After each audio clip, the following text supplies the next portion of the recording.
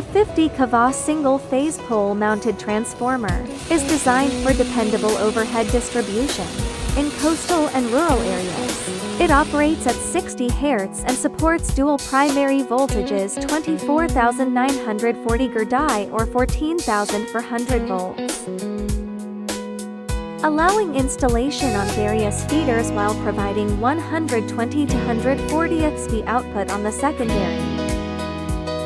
The unit uses aluminum windings and a laminated steel core with ONAN cooling and mineral oil in a sealed tank for long outdoor life. It achieves 99.04 efficiency with no load loss 130 watts, load loss for 92 watts, and impedance 2.16% 10. A non-load tap changer NLTC to 2.5% keeps voltage stable under changing loads.